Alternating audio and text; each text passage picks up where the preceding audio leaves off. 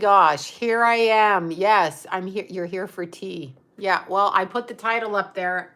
I'm still wearing the same clothes from yesterday, but I threw a scarf around it so you can actually change a look with a scarf. I didn't feel like changing my clothes today, so I threw them back on. I did, however, wash my face and take a shower, so there's that. But having said that, same clothes, y'all. Same clothes. Hi. How is everybody? I know, I was trying to do a video on Bob Saget and I just was like, whatever. See, this changes the look of your clothes. Go buy like a $5 scarf, throw it around and change your purse and there you have a different look, right? Yeah, exactly. Okay, so first of all, wait, I'm so upset. Oh my I can't even, I'm like, what? It's so cold in Toronto. That's why I'm never going back there. I can't handle the weather. I can't handle the weather here. It was 79 degrees and I had a sweatshirt on and, I was cold. So thank you for that, Tara. Thank you so much. Aw, yeah, I'm sorry you have a cold 19, a C19. Okay, so here's what I just literally, okay, so I was trying to do a video, put it up as a, standalone video without me, and just like I did the celebrity videos, but I couldn't film it right because I couldn't get my point across right. Hi, Jared. I couldn't get my point across right for some reason. It could have been Tallulah jumping and bouncing. I'm blaming the kitty. When in doubt, blame the kitty. The kitty caused the problem. The kitty did it. Anyway, I want to talk about Bob Saget. So the first thing I've got to do is pull up his chart again. So I was looking at his chart and I realize, oh my God, I know, right? I realized that Bob Saget is a Taurus. Well, sorry to you Tauruses out there. Anyway, he was born on May 17th, 1956. Okay. So Taurus sun, Virgo moon. So Virgo moon is incredibly psychic and it's up on his midheaven. It also gives connection to which jobs and which things that he can do. Okay. It also is on the parental axis, which means the mother is I know what he is. Oh, I can't even. I can't even. Anyway, so the mother is paramount in his chart, the female energy. Now, what really cemented that for me, what really, medication, maybe he died. Yeah, of course he died of an overdose. Yeah, I'm sure. They found prescription medicine. Okay. So who, yeah, this is hilarious. People are texting me while I'm on. I can't answer them because I'm on this phone, that phone, not my other phone. Anyway, I wanted to explain to you guys, okay, explain. Oh, your son is 5/17/86. Yeah, but he's not, that kind of person. Bob Saget was also a Scorpio rising. Now, here's the caveat. Scorpio rising, first of all, very difficult rising sign because it means the mother dominates the mindset. So the mother's DNA, the mother's genetics, where the ideology came of the child, even if the father is present, which his father, I don't think was present. Maybe he was, but not in the way that I've got to take this off now because I'm suffocating. It's too hot. Okay, bye-bye, scarf. Anyway, so now we're the same clothes as last night. So just pretend this is a continuation. He has Saturn at 29 degrees Scorpio. It's in an anaretic degree, which means bound by the sign. He's bound by his rising sound, bound by the sign. And the other thing is Uranus is in Taurus, and Uranus in Taurus is going to sit and it can cross his sun, although I don't think, I'm looking at his sun degree and it's later degree. However, sudden unexpected reactions to all kinds of things in the conduction system in the body. All of that said, he had Mars in Aquarius and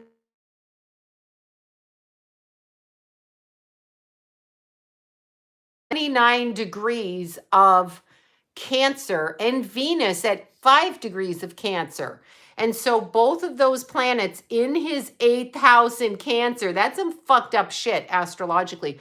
The reason that's fucked up is should you have a predilection, Venus in Cancer, literally, I just want you to understand this, has relationships and sex, parent-child, child parents. So when the people are younger, they have relationships with older people. When they're older, they have relationships with younger people. Now, that doesn't have to mean it's illegal. It can mean there's an age difference. But if he was a woman 65 dating a woman 42, and I still think she's younger, but what the hell do I know? I'm just remembering the conversation we had when I was doing a reading on him, and I think but the wife would have been younger then because he was 60. So then go back that time frame. But or she's just 42 now and he's 65. Anyway, I can't keep track of it. But there would be age different relationships. But here's the kicker, okay? Here's the kicker. 29 degrees Saturn in the first house, retrograde. Father emotionally not there. Ended his past life quickly. He, Bob Saget, ended the most recent past life quickly. He would have freed that karma up after the age of about 47. But here's the thing.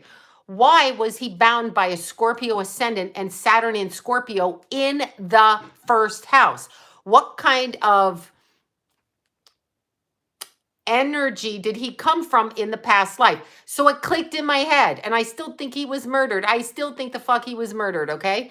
So what did he come from in the past life? Bound back again. That Saturn is literally at 29 degrees, bound in this life, unable to express himself the way that he was. And I do feel that he was one of them, okay? I do feel he was one of these people that I can't say. I described it in the video I did as wearing the pink jacket in Greece, like you're part of the group of the people in Greece. So you're like, I'm that person. So I'm part of that. My son, yeah, I have a 29 degree rising. I don't have Saturn in the first house. So I'm stuck, and I've been caged my whole life. I've been caged in the Leo cage. Mine's in Leo, but 29 degrees is not a good thing. 29 degrees on the ascendant in the opposite house is on your marriage partner. His ascendant is 26. His Saturn is freaking 29, conjuncting his ascendant. Gives it a Capricorn undertone and karmic balance responsibilities, of which he will not get out of this life until he completes it, and he didn't complete it. So he's going to come back again. I'm not God, so I'm not in charge of that, but he is going to have to deal with that again because he left this life early. He left it without his own control, and that I'm positive of. 29 degrees in the first house, then brings Sagittarius in there. I see the Sag energy with him, also predominant in his first house because the ascendant starts at 26. So 4 degrees later, 4 years later, he's expressing a Sagittarius-like energy. That's that goofy thing. Here's another thing that occurred to me. When I didn't really watch his show, but I know that young woman, Jody, on the show became a meth addict, lost control of her kids. I know the Olsen twins are like married much older, completely inappropriately older men. I'm not one to talk on that because it usually comes from your childhood, and there is a reason in childhood due to trauma why you're going to pick someone like daddy, right? So they say daddy issues, they say mommy issues. It's not that. It's the sexualization of children. And so the younger person, I'm not for that kind of vast age difference, but it does happen, and there are people that are happy and blah, blah, blah. However, the Olsen twins, they didn't seem happy. I don't know, one married one, and I don't even know if the other one got married. I'm just looking at, I didn't realize I left my window open. Anyway, they have problems. It looks like they could have anorexia and other kinds of problems. Okay. And then I know stuff about I'm trying not to say his name, John, on the show through someone that used to date him. Okay. So there are functionary problems there. There is trauma there due to alcoholism. I'm just going to say it, but I actually know somebody who dated him. But that's private information, so I'm not going to repeat that. I would just say there's all the things you would think with somebody that drinks and they can't do certain things and this and that and da la la la la. But why is there a TV show with America's Dad? This really pissed me off. First of all, they're selling a show and it's propaganda. So when they sell a show, they have to sell it. It's always, okay, go back to Shirley Temple. This is where my head went. Go back to Shirley Temple. Go back to Shirley Temple at age 4. Go back to her on all her shows and movies that all these idiot Americans and around the world went to, watching Shirley Temple dance with a bunch of old men who adopted her. What? When do they let old men by themselves, older in their 40s, adopt baby ass girls? Okay. Like two men, two women, a man and a woman. Yes. A family, like two parents, but like a little baby girl and a bunch of older men. Yeah, adopted in the show. She was always being given to men and she was dancing and she was on a boat with all these men in their 40s that were vying for her attention. Pedo.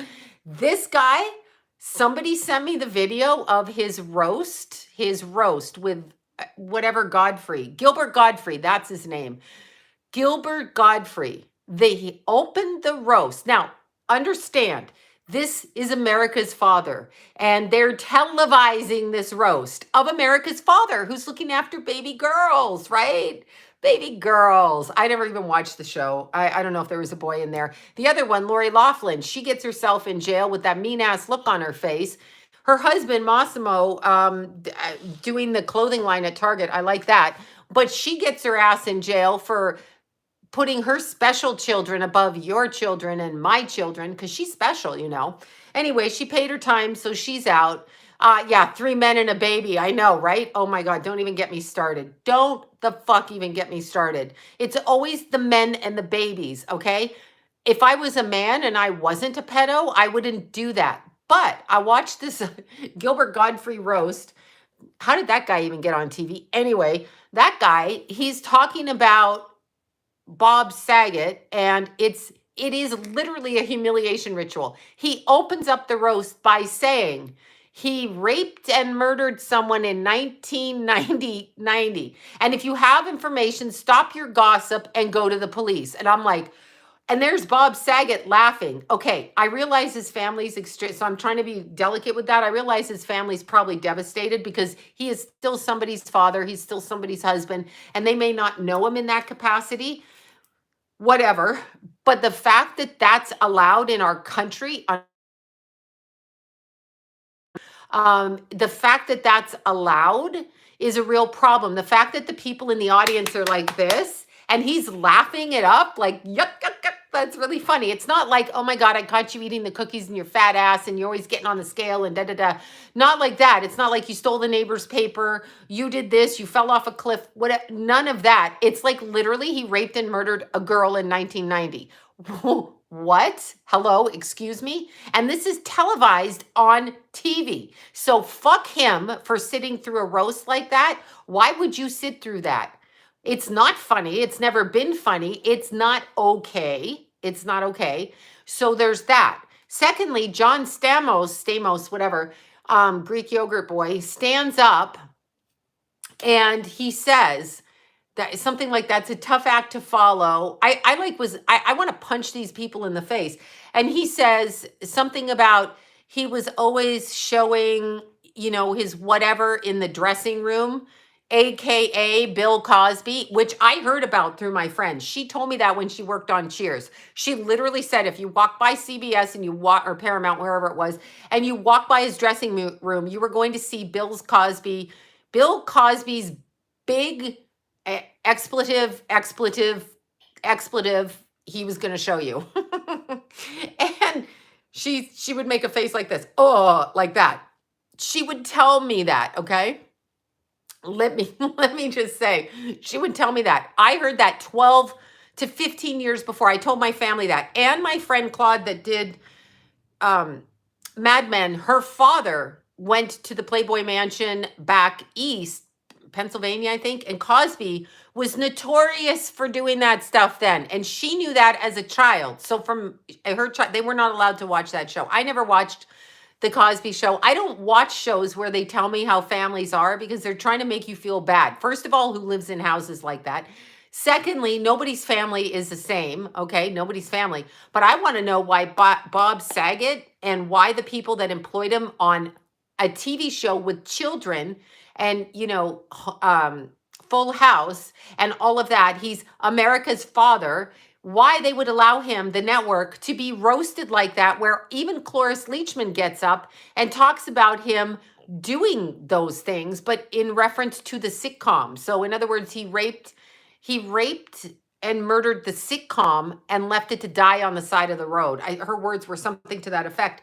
And I'm like, we have been sitting in the middle of hidden in plain sight. Hidden in plain sight. They talked about how some guy got up with a big fat head and he said, I guess he was on the show. I mean, he had, whatever. He just had a big head. Some people have really big heads.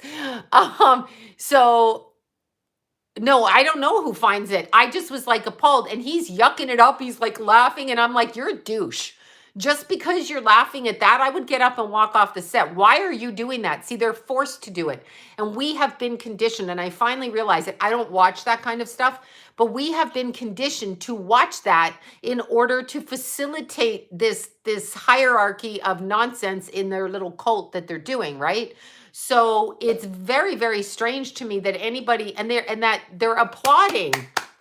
And I'm like, what the fuck are you applauding for? What are you applauding for? Anyway, big-headed guy gets up and says when he does the scene or goes on the show, or he was a person who acted on the show, he says, I asked Bob how I would know the difference between Mary-Kate and Ashley. And Bob said, Ashley swallows. Okay, just back it the fuck on up. So these are two, I mean, it's a funny joke in a way. If you didn't know that those girls were supposed to be his daughters on the show, who the fuck says that? And why can they target those two in the middle of his fucking roast and use that? They were children. And then somebody else said on this roast that he was trying to fuck with them since they were 8 all the way up through till they were 21. So there's elements of truth in that. So I don't, not John Stamos. I mean, literally somebody I don't know with a big head. A big guy with a big head. So it's like his head couldn't get through the shirt kind of thing, So there's something wrong right there. So when we're sitting there and they're all like, all of these messages are coming in, that's why I didn't go back on my friend's show to talk about him. Because when I watch that roast, I know what I'm going to say. I don't fucking care why he died. I don't care what that is. The fact that he sat through that and let people talk about him like that tells me there's a reason for that. I don't know what he did or didn't do, but there's a fucking reason for that. And you should not be promoting anybody who does a roast on TV like that. I don't care who they are. His family, I don't know who it was on the show. You'll have to Google it. His family is, at a tremendous loss for them. He's a father, he's a friend, and people who know him. But don't expect me to come and pretend to talk to him when he's crossed over and talk about how funny he was and how he misses his family. Like, I literally watched, I'm serious, don't do that roast. What the hell is wrong with you? I don't care what you, like what, and his stand-up, he's always talking, I never watched the man, I never liked that show. I don't like anything where it has men with children, so from my childhood, I'm conditioned. I don't trust men around children unless they're men that I know in my family. And even then, I'm keeping my fucking eye on you. So it's that.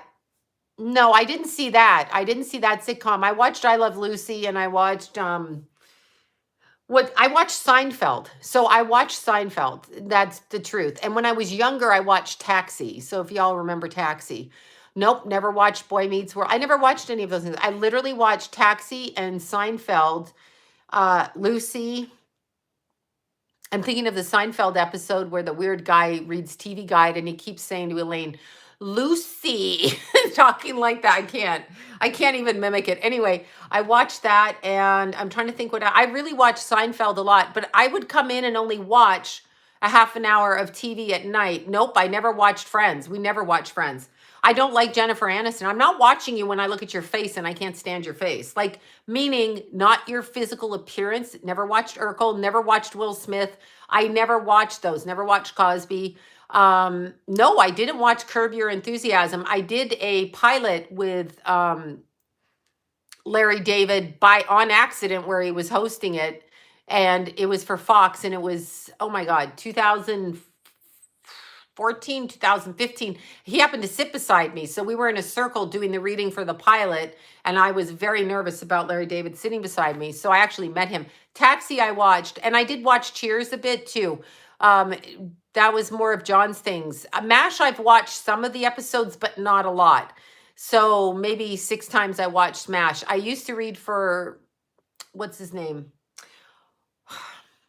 The one that dressed up. What the hell is his name? Jamie Farr's daughter. So just before 9/11, I was actually in a reading with her, Jamie Farr's daughter, Yvonne. But I think it was Yvonne. I can't remember. It's way, way long time ago, obviously. But it's what comes through her eyes I don't like. If there's something that comes, I never liked Donald Trump. There's certain people I'm not watching. I'm not looking. I'm just not doing it. I never watched the Golden Girls. Everybody says that. I didn't watch them. I just didn't, do it. Three's Company a few times, Bewitched a few times, but not a lot. Not really a lot. I had preferences, but I'm out in the world, like I was out. So about a half hour, I would come home and watch TV. More, if I was going to watch, I watched like 40s movies. So before 40s, and I listened to uh, radio theater. So I listen to it. I don't need you putting images in my mind. I want to pick the images up myself. So I tend to listen rather than visually watch, but a lot. And again, I was raised by a father who was in his 50s and born in the early part of the 1900s, but was in his 50s when I was adopted. So I listened to radio theater. So the Green Lantern and things like that, I listened to that kind of thing. So I kind of got stuck on that. And a lot of time I was out bebopping around, let's be serious. Nope, not WKRT, Michael Landon, not really. I didn't care for Little House on the Prairie. Michael Landon, I didn't mind. Touched by an Angel a little bit, but not, or Highway to Heaven, that one. Yeah, that one. I Dream of Jeannie, I'm familiar of because people said I look like her, but I have not watched every episode. A few, but not a lot. Like I don't watch TV. I don't have it in my bedroom. And I lived in a house full of men who watched garbage. So yeah, I didn't really watch it. If there was football on or something, that's what they did. So I just didn't do that. It's not something I did. My primary thing was Lucy, though. I really liked the style of that. No, not The Odd Couple. I'm aware of the shows. I'm aware of it. Nope, not Barney Miller. Yeah, I just don't. I've saw a couple of episodes of Green Acres, but that seemed ridiculous to me. Like, why is she wearing a gown out in the country? So there's that, but maybe 2 times, not a lot. I wasn't allowed to watch TV as a kid. I really wasn't allowed to come in and watch TV. I literally grew up on Charlie Chaplin and miming because my mother would not let me turn on the TV set. And the only thing I could watch was Charlie Chaplin on my lunch hour. And that is no joke. Don't ask me why. I don't know. So that was it. And he was miming. So there was not really any speaking. It was, back then. So there you go. I did watch Roseanne. That's one I did watch a little bit. Yeah, The Dark Shadow, exactly. So there's a lot of that. But what I'm saying about Bob Saget, never Friends. I never cared for Friends. Nothing about it do I like. When everybody's watching something, if they think it's really good, I'm probably not going to do it. But what I feel, I still don't want to watch Friends. I don't care. What I feel what I feel very strongly with Bob Saget, and when I listen to him on his stand-up routine, Twilight Zone, yeah, everybody's watched the Twilight Zone, probably. Some episodes of it always comes on Thanksgiving and stuff like that. But Bob Saget is out there with a mic in his hand, playing America's favorite dad, according to them. Never watched the Dead Files. Playing America's favorite dad, okay? And he is on stage saying that he just married his girlfriend of 7 years, but he was going to get arrested because she's only 7. Why the fuck is that funny? I'm just asking you. So the fact that our television networks think that that's funny, Google his stuff. Google his stuff. Google it. Really, really Google it. Okay, Google it. I didn't watch Bonanza particularly. Just Google it and Google his roast and ask yourself why that would be funny to put up there. So what truth lies in that? So let's go to, the cult, whatever, the beast system, Satanism, Luciferianism, whatever you want to call it, Kabbalah, whatever. Just let's go down that road, okay, the cult. And let's just say that this man had to be involved in the cult, or they wouldn't have been roasting his ass like that. Why the hell were they saying that stuff? What were they saying? Why were they saying that? Okay. Yeah. He is nasty. He must have been a huge up, hence the 29-degree Saturn in Scorpio, retrograde in the first house with the Mercury retrograde. Night Court, I never really watched it, but I was friends with Charlie Robinson, which you guys told me he just died this year. I was friends with him from my gym. And he was a great runner and an adopted and a Scorpio. And what did he die? He was 73. My gym was full of like really, it was a YMCA in Burbank, full of really kind of cool people. And he was also adopted. He had a child that passed away at 30. And yeah, I just knew him as because we would like run and he would tell me about his marathons and his running. So anybody who's a runner, I'm going to be friends with. Like, I don't care who you are or who you're not. I don't care. Are you a runner? So if you be a runner, I like that. So yeah, he was a very nice man. And you guys told me he just died like before Christmas, I think I found out, or whenever it was. And then Margie Post just died. But I never really watched him. I just knew the person. So there's a lot of people that I know. Yeah, well, Robert De Niro's a pile of crap. Yeah. I never cared for Carol Burnett. I didn't trust her either. I mean, she was quick comedic timing, but there was something about her. No, I never watched Full House. I would never watch a show with men raising children. It's just the way I was raised. I'm not ever going to watch that. As soon as I see a man around a child and it's that kind of thing, like there's that movie that, is it Harvey Keitel did with Natalie Portman where she's 12 and he's a hitman? Maybe it's not him, it's someone else. It's not Harvey Keitel, also one of them. Anyway, it's not him, it's somebody else. But I'm not going, yeah, my back is much better, thank you. Thank you so much. So, no, I never really watched the Brady Bunch. I mean, I know the Marsha, but it's just, yeah, The Professional. That's fucking weird, okay? Doris Day was a Satanist. This I know. I know what you're all thinking. I'm fucking batshit crazy. This I know from my friend who was an interviewer, who was a newscaster, who did a show with a black magician in Hollywood, with a black magic, did an occult show to show that side of the world, okay? Tina Louise, Satanist. Anyway, my friend told me that when she went to this guy's house and they were filming for the show on all kinds of different kinds of spiritualist religion people and stuff, never saw Twin Peaks, not even one episode.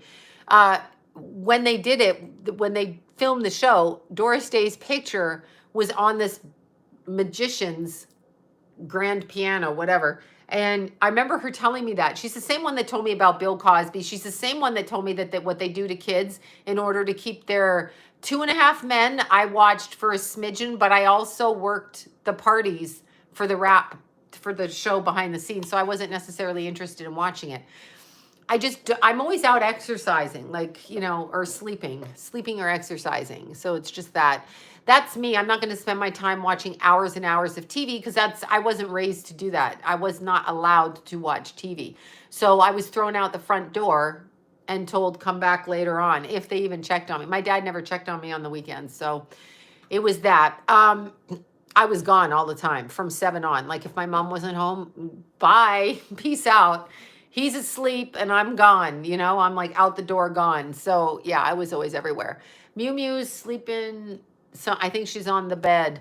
Yes, Anton the bed. Yes, she was. My friend told me that. And I was like, I had no fucking idea. I was like, what are you talking about, Doris Day? But then go back and look at the old movies, of which I do like, which is Doris Day and Rock Hudson. You know I love Rock Hudson. But look at those movies. He's being humiliated by always dressing in a skirt. They always want the man dressing in a skirt, dressing up like that. Yeah, well, Gilligan's Island never made sense, did it? I see Tulip is often, oh, thank you. Okay, don't get me started. Here's what I'm going to say about Oprah. Here's what I'm going to say. And I started saying this. He was sacrificed. He was shut up. It was murder. Okay, call it what you want. I got murder. So with Bob Saget, I got murder, but there's different ways to murder. If I roofie your drink and you're unaware of it, and then you take a drink of alcohol and I've roofied your soda and you drink soda and the alcohol with the roofie makes you pass out and die and your heart stop, that's murder. Even if I didn't mean for you to die, that's fucking murder, right? If I give you a hot shot, murder. If I give you an enema laced with heroin, murder. So if I push you down a flight of stairs and pretend you fell, murder. If I'm Jesse Jackson standing next to Martin Luther King, when he goes down on the floor, and I'm opportunist Jesse Jackson, I step right up and I take right over, even though I ordered the hit on him. So those are the things that you do. I mean, it should be so fucking obvious to people. It should be so obvious with Martin Luther King Day coming up on a full moon. So it should be obvious. So Jesse Jackson got up there because Jesse Jackson was standing right there. And yeah, so, you know, when I met Montel, that's interesting. One of John's best friends, boss's daughters married Montel, is the wife that he's with now, if he's not divorced, is the wife that he's with now. And Montel was always nice. I did his show 3 times. He was definitely nice. But I can say, looking back on it, but it could have been his personality. He was programmed in a certain way to respond. But then he dropped out of it completely. He literally dropped out of it. So I'm not sure how far. Yeah, MK Ultra, I feel like it. I feel like that's it. I sometimes lie about what I eat when I say I don't eat a lot of sugar. Sometimes I do. If it's Christmas, I might. Taylor Swift, I think, is fucking obvious. She was 14 and she became a billionaire, and she decided to write her own songs and become her own label and poo-poo the label. I mean, I think that's obvious. Oh, Oprah. So back before Keith died, I started speaking about, this is why I feel my son died. I started speaking, and I'm speaking energetically, and I think they want me to think they killed him energetically. And I'm not joking you. Anyway, long story short, Oprah, whom I stopped watching probably, she started in the 80s. I stopped watching her because she was annoying. She took over everything, and it was Oprah this, Oprah that. No one cares. No one cares, Oprah. No one fucking cares. Then my friend that told me about Bill Cosby, and all of it, also told me about Oprah and what happened in her childhood and what she did and how her uncle died and da-da-da. So I didn't believe my friend. I believe my friend 100% now, ex-friend. Anyway, Oprah was, okay, so there's a long story. She promoted John of God. We had an acquaintance who wanted to go see John of God. My friend did not want to see John of God, and I didn't want to. I said, anyone that calls himself John of God is pissing me off. Like, we know we all come from God. Technically, I want to go see him. She didn't want to go see him. And Oprah, brought him on the show. Now, if he's really doing healing work, trying to do healing work, psychic, whatever, I'm not saying it's 100% science, but if he's authentic in his expression, then the other one, or we're aliens. Anyway, it's good. However, there was a woman named Sabrina Bittencourt, and this is what I was talking about the Christmas prior to the 6 months prior to my son died. And I was warned. And I was warned by somebody connected to these people, okay? So the people, Sabrina Bittencourt, worked hard for a few years, and she's been forgotten. She was about 38 or 40. She had a son who was 18 or 19, and don't quote me specifics. Somebody gave me the specifics last night on Pierre Trudeau, and it was really only 23 years age difference. I don't fucking care. He was gay, okay? No, I'm telling you off the top of my head, trying to remember. So, thank you for correcting me, but I don't care. Whatever it was, Pierre Trudeau was not, and I thought she was 18 when she started dating him. So I read differently on that. However, what happened to Sabrina Bittencourt is she found 5 of the women who had been caged, 5 of the women who'd been caged with John of God, meaning John of God had a compound in San Paulo, Brazil. It's practically been erased off the internet. John of God went to jail actually on Keith's birthday, December 17th or 18th of 2018 on 600 counts of rape, trafficking, whatever. So what he did is he would bring runaway girls into his spiritual compound and he would knock them up. I'm sure not himself. He was in his 70s when he went to jail, so he was probably quite tired and couldn't fuck 100 women. But somebody would get these women pregnant. These women would carry their children in their cages, in their rooms, in their hostel, like a hostel, but you're locked in. They would birth these babies. They would come and take these babies, and then they would sell these babies. These babies if you don't have a birth certificate, you don't have fingerprints, no one knows you exist. This shit goes on. It does go on because nobody can say a baby died if a baby isn't registered. They killed a baby. Well, what baby? What's this baby's name? So John of God did that. The women would be held from about age 14, teenage runaway girls. Remember that. Runaways. They would be held for 10 years in John of God's compound in Brazil. and they would push out, say 9 kids, 8 kids, whatever. When they started to hit like their 30s towards 40s and menopause or reproductive or ugly, they don't want to fuck them, whatever, they would murder them. These girls were getting murdered. So they would have their babies stolen, be raped, do all of that while looking for help after running away from probably some sort of domestically violent situation in their homes or situations or circumstances. Now, Sabrina Bittencourt managed to take out 5 women.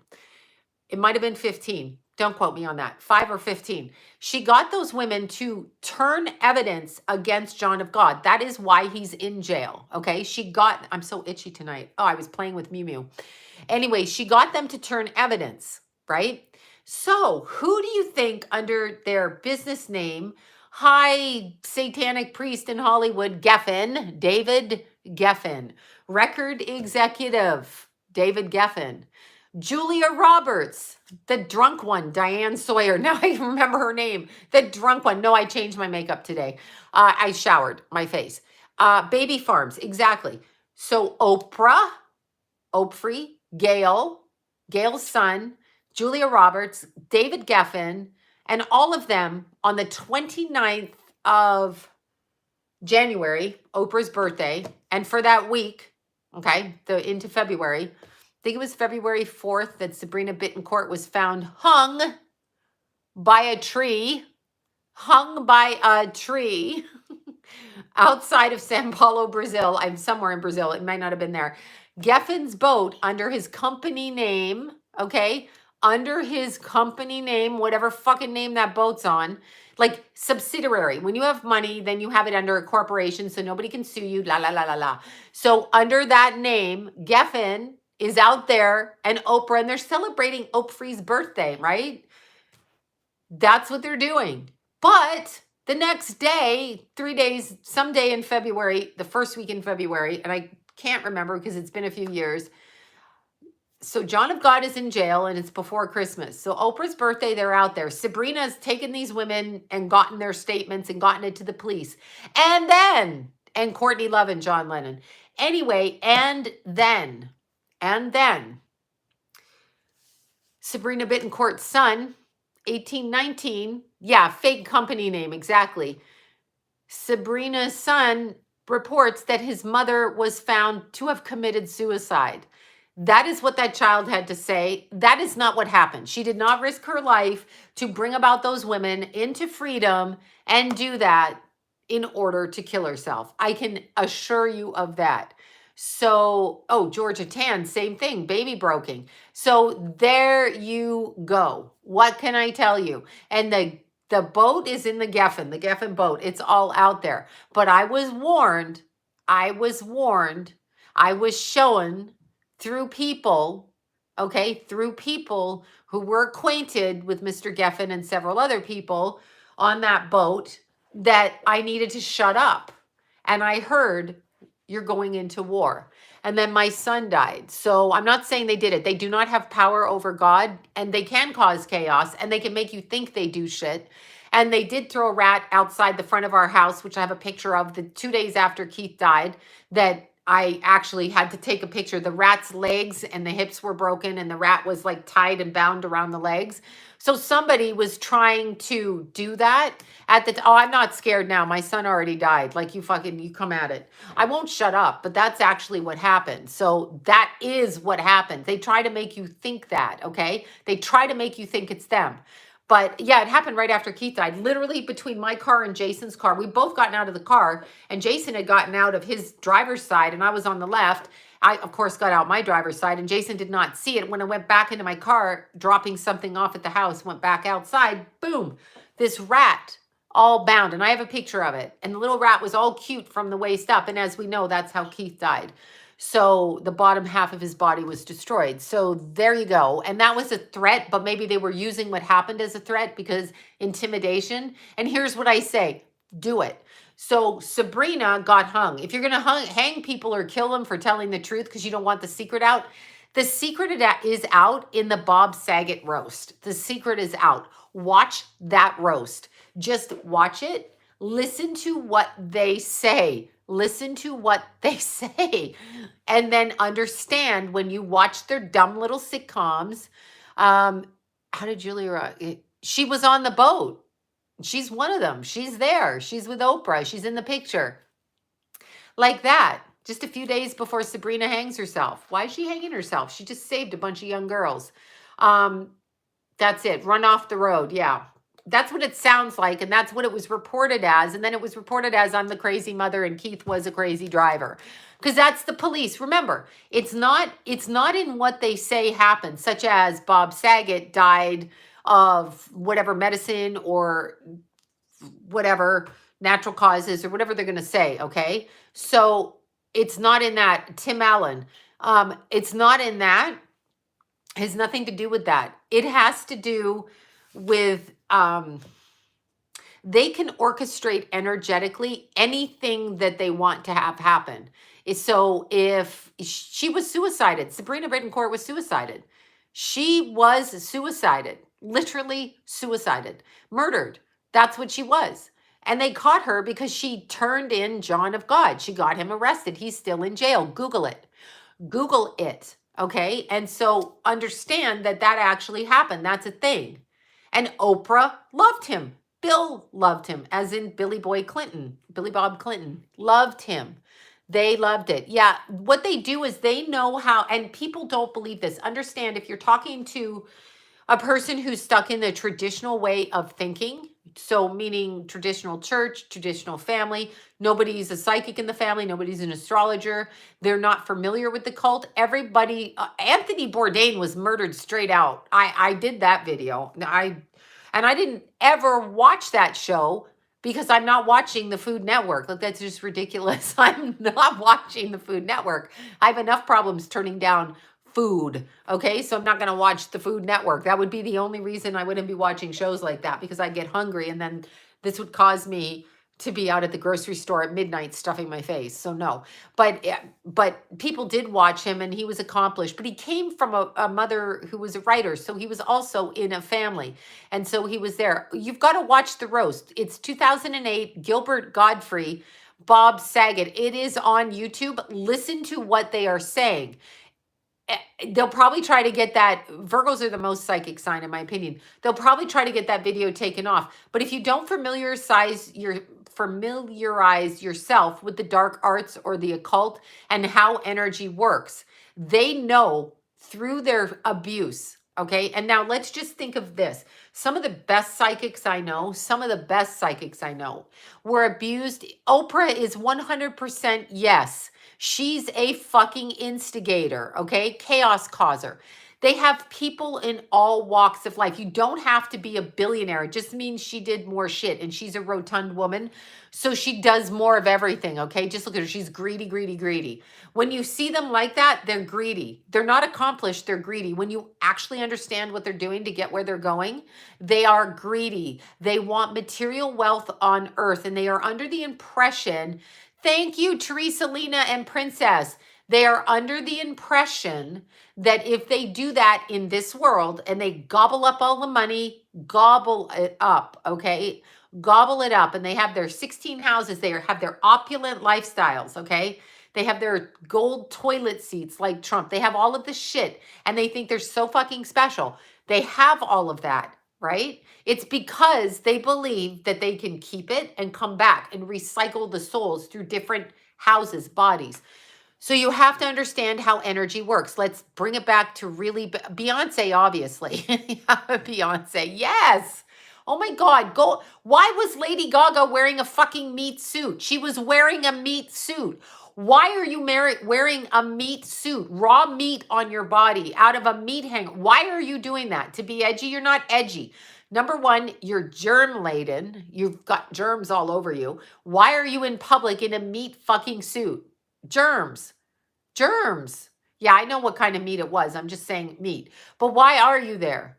Germs and germs. You shouldn't even be there. What you think that's fucking special? No, you look stupid. You sound stupid and you look stupid. So bacon crotch. Yeah, exactly. I'm like, ugh, I can't even. No, it was a real meat suit. That is really what she was doing. So, and I do think it was real. Absolutely. They probably froze the meat, shellacked it, something. I don't know, because it'd be leaking all over the place. Anyhow, let's go back to abused children. Okay, children not in any kind of a cult, just like the weird dad, uncle, whoever comes into the family and molests the children, a child in the family. That child will learn how to disassociate because the sexual abuse, is uncomfortable. It's traumatic. Even if it doesn't, even if they don't like harm you physically, they just do something that isn't harmful. The abused child will disassociate. So once the child disassociates, what's another word for, and this is factual, okay? So some of the best psychics I've met are children of early childhood sexual abuse. They know how to get out of the body and what they see around the body. They have psychic insight because that's what happens. So you do disassociate out of your body. That's an actual fact. That's not like airy-fairy shit. That's not none of that shit. That's an actual fact. So when that happens, I'm so itchy, I apologize. But when that happens, anything can come into your body. Now, these children are trying not to feel the physical assault on the body. So this would probably be the same as if you were like beat up on the street and you got punched out. You might literally disassociate from your body. These people in their beast system, cult, Luciferianism, beast system, whatever, they literally purposely disassociate people through abuse because that's how it happens. That's why there's so much sexual abuse in the industry. When they disassociate them, they can access through the energy powers of the body. And when you talk about Marina Abramovic and spirit cooking, you talk about the ability to be able to pull energy in to a cup, a statue. That's what they're doing. They want to create an energetic force, okay? Conjure, and it's not that hard to do. It exists. It exists. This I can't explain it. I'm telling you it exists. So yes, exactly. So you understand disassociation. So when they do that, they literally conjure an energy into a contained spot and then they choose to release it, much like a genie in a bottle, which is also a real thing. They choose to release it. Where does it go? Once you let them in, how do you get them out? Once you let a squatter in your house, how do you get the said squatter out, right? So that's actually what happens. And so they bring it about. They know how to transfer consciousness between a human being and a conjured entity. This is what they practice. The more they practice, the more they raise the vibration. Now, if it were for good, that would be different. But it's not. They're using it to have power over the people, the humans, okay? And now just look at this. Bobby texted me this morning. That asshole, Robert Durst, died. If he died, okay, he died. And then they overturned his conviction. This is the guy that cuts people up and throws their bodies, their heads into the Galveston, Bay Area, wherever. So they overturned his conviction. They overturned his conviction in California, that guy. They overturned it. Do you hear me? They over-fucking-turned it. So this shows you that chaos. Now, what I want you to understand about it is there are people that are homeless in tents and they make deals with the beast system, but they're not famous like Lady Gaga or Oprah or any of them. They're not famous, but they get just enough to be kind of the head people in their neighborhood. So whatever that means. And so if you look at a mafia family, you've got the head Don, like, the Godfather, you got the head guy. You've got everybody that trails on down, the women, the cooks, the chefs, the hairdressers, the soup makers, the numbers runners, the drugs runners. Those people also are with the beast system, okay? So they don't have to be hugely famous and wealthy. They could be taken care of. So there's different levels and different forms of sellout. And so when you're in society and you walk with God, you walk in the Christ consciousness, you are walking amongst many who have decided to sell out because either they're stupid or whatever. They have decided to sell out in their little minimum capacity of nothingness, okay? Like whatever. They've decided to do that, and you are walking amongst them. So when you go to the police station, you might find a police officer that's super nice, a couple of them, and then you have your chaos causers. They are put into positions of authority to stop you, from getting your point, right? They're to stop you. There's chaos causers in restaurants. There's chaos causers in telephone companies, landlords, you name it. This is what they're doing. They're there to thwart your happiness, thwart your life, and they are sold out and they are positioned so that when one of God steps in, they will run into one of the chaos causers. If it's a chaos causer, let's turn this down into another really easy way to understand it, because it's not like magic. These people are basically what they describe as narcissistic personalities. Those people without conscious or empathy or soul, those are who those people are. And when you break it down, they want to control and get their own way. So when they get their own way, they will pull it on other people. God's children will always be faced with chaos causers because they have to balance it out. They have to balance it out. And so they do that. Yeah, that's what they do. This is what they do. This is why you can't get through to some people. They don't want you to get through to them. This is why you can't hear some people. They don't want you to hear them. They don't want you to. That's what it is, okay? It's nothing contrary. It's like a bitch woman in the school system that doesn't want you to graduate. So she makes up some shit about you that you never did, that you have to spend half the year defending yourself on, even though you shouldn't defend yourself, but you have to because like it's some illegal thing. And then by the time that they find out you didn't do it, your class is graduated and you've been fucking held back.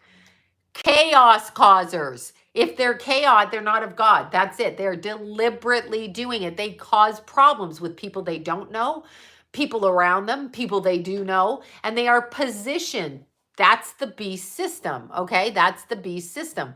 So when you go into any authority, whether it be your kid's school, whether it be a police station, the dentist, I don't care, surgery center, whatever it is, you have to understand some of them work for the beast system. It's just, it is a beast. It is a serpent that's huge. It's got every little part of its body all over time and space. And they wrap around everything. And we are in the midst of it. So that's actually what happens.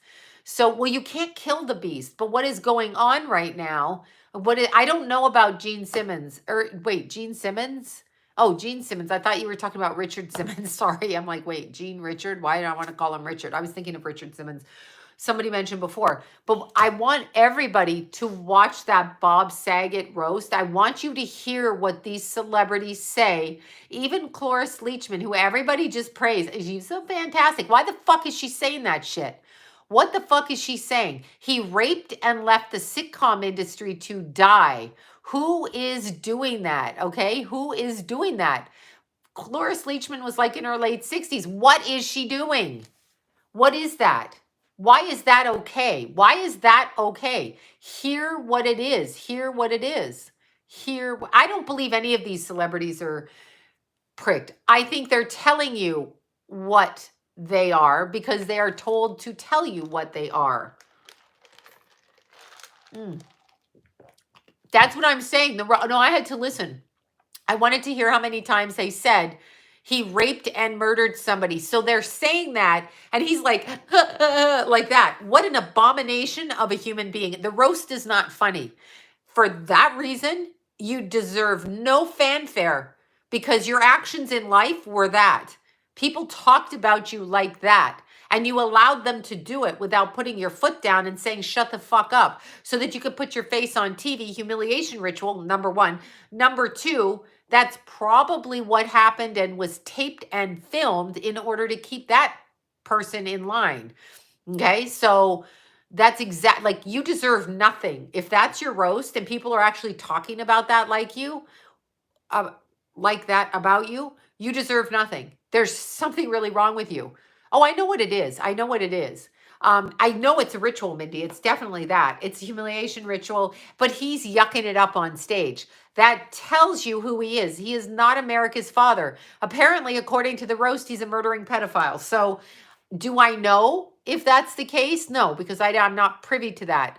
And as I said, I only spoke to him very briefly, but I can't go back out and speak to him after hearing that because there's no excuse for that kind of conversation. Like there's no excuse. It's not funny on any level. And until we as a group of people start ignoring these celebrities and ignoring those kind of roasts that say sickening things, they're not talking about adult women, which would be bad enough. I would say it was misogynistic. Talking about Ashley Olsen swallowing. Do you hear me? She was 3 like a little Muppet with her twin. What the hell is that? What the hell is that? She was fucking a child. She's playing his daughter. So he is telling the other co-star she swallows. Why is that even a joke about an actress? That is misogynistic. You're a fucking prick. And why is that funny? Why is anyone repeating this? Why? You need to tell me why. And do not tell me it's comedy and do not tell me it's normal. We're talking about the murder and abuse of children. Go watch it. And if anybody on YouTube thinks I'm lying, they're going to have to take that shit off of YouTube because that actually was filmed. Blah, blah, blah. That actually was filmed. It is aggravating to me. I never watched it, so I didn't know. It's not funny. Thank you so much for that. Oh, thank you. Wait, who is that? Who is doing this? Oh, hi, Brittany. How are you? You got it. I'm so glad. Thank you. I made poor Brittany wait a long fucking time for her reading, but whatever. You know, my back was out. It was Christmas and I was backlogged and da-da-da. But anyway, it went to Brittany. Yay, I'm glad you got it. No, everything's fine now. I'm still a little bit behind, but everything's fine. Until we start recognizing these people for what they are, it's not funny. It's not hearsay. It's actually occultic magic where they have to present themselves hidden in plain sight. So it's hidden and it's based on a joke. That's what a narcissist did. Oh my God, you look like a fucking fat pig. Oh, I'm kidding. I'm joking. It's not funny, narcissist. It's not funny. It's not funny. So they're presenting that publicly to however many people watch that and wherever it showed. They are presenting that like it's a joke in order to glorify and to put in the consciousness of people that the sexual abuse and rape and murder of children is funny. Look at it. America's father's being roasted and they're talking about him murdering and raping somebody in 1990. Someone better check that shit out. Seriously, check that shit out. Literally check it out. And if anybody comes for me on here and says he was so great he's on a sitcom, I'm going to pose this fucking question to you. Why are they talking about him like that? Why did he allow it? What man with his own children allows themselves to be spoken about like that?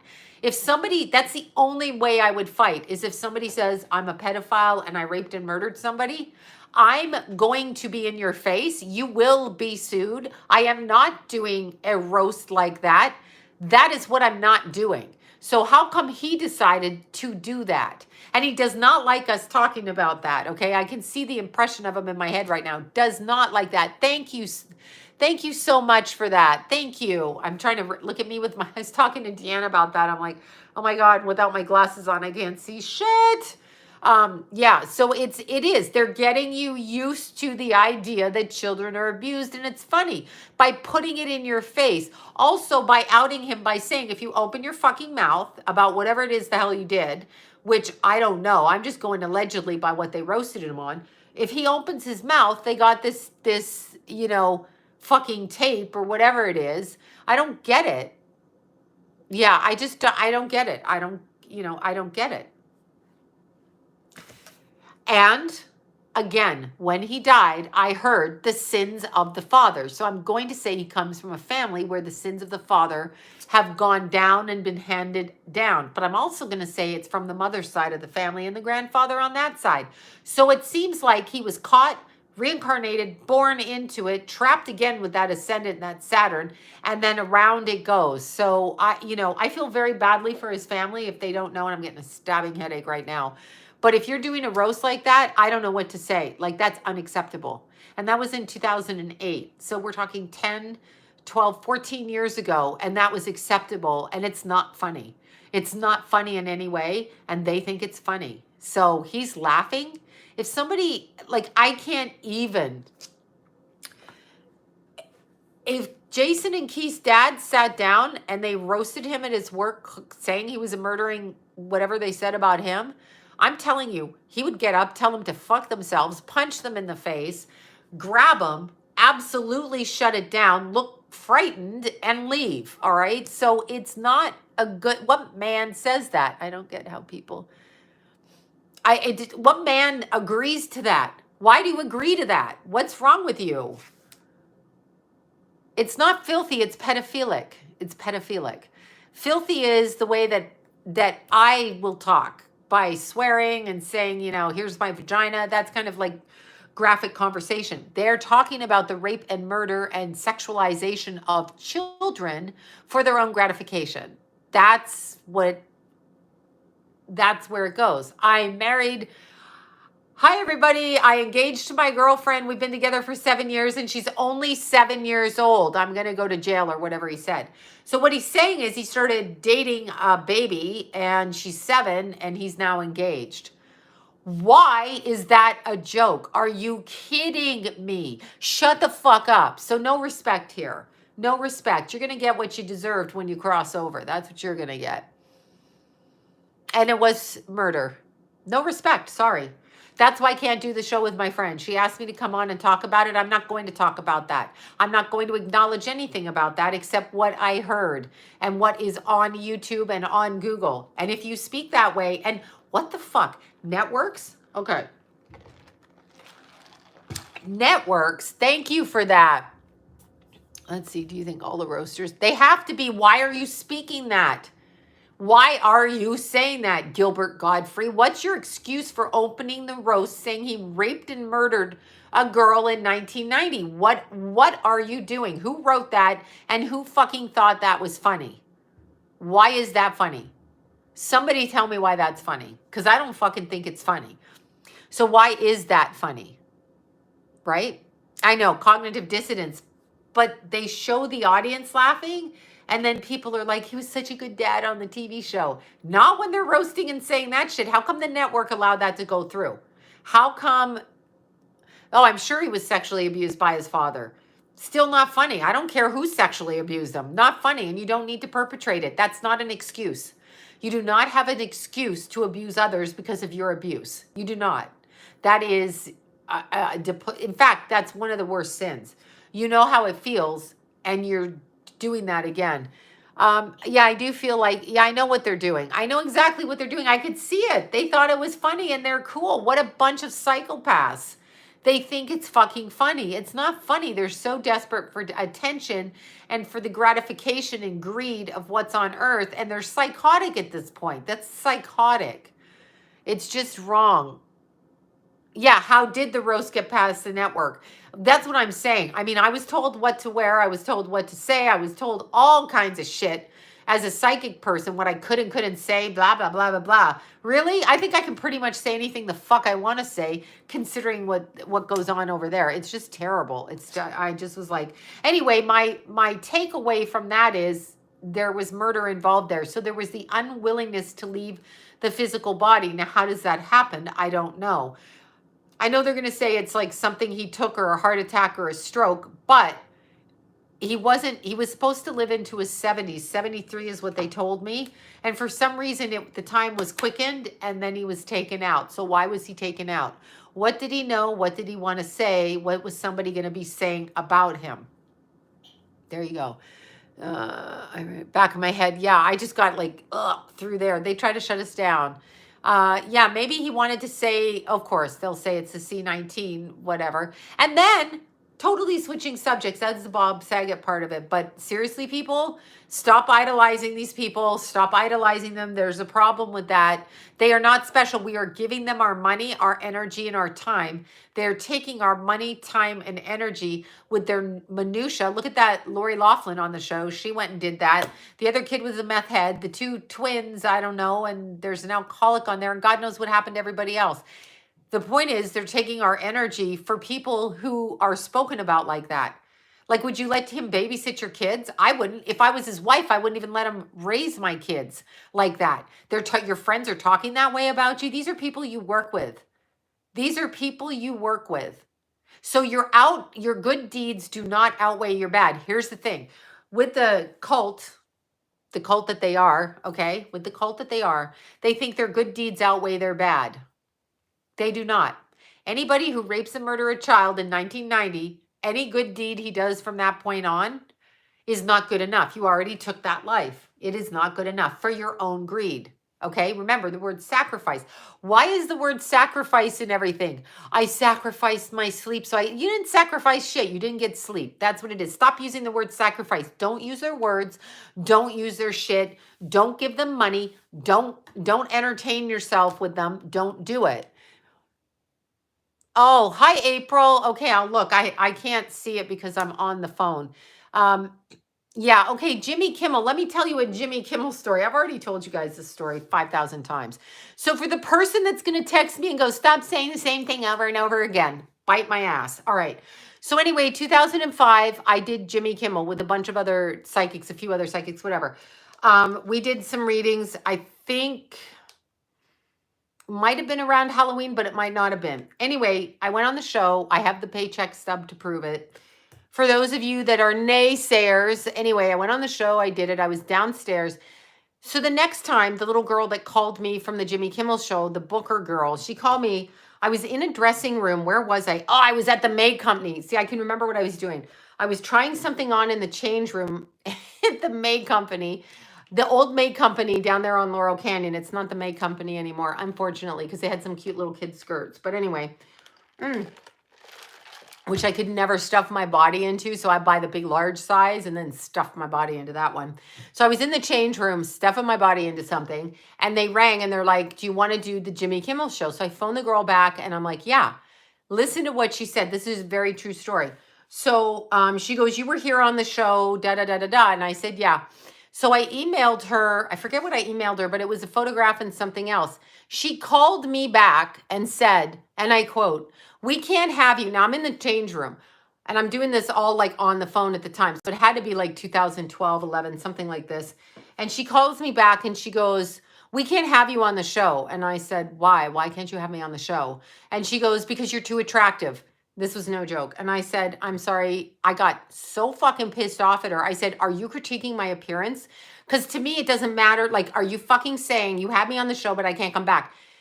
This poor little girl, I bitch slapped her through the phone, meaning I just ripped her an asshole. And she's like, no, we're making fun of psychics on the show. We can't make fun of you. Did you hear me? We can't make fun of you because of the way you look. Yeah. So that should tell you, look, now my eye is twitching from that. That should tell you, well, no, they were doing something. So they wanted a psychic to discredit us. Do you understand? Look, my eye is fucking twitching. They wanted a psychic to be discredited. So then jump ahead a few years later, there's a fashion show. I want to say C. Teigen was on it. A couple of my clients were on it. Okay, 2 of my clients were on it. They used to come to my house all the time.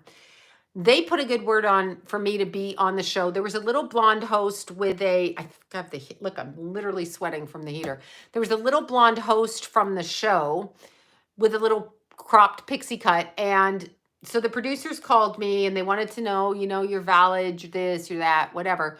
And it was Oscar predictions. And it could have been 2014. Can't remember exactly the year. Anyway, so I had an in because 2 of the people on the show were actually clients of mine. So the 2 people on the show put the word in. The producers called me. We had like a Skype, a Zoom, all of that.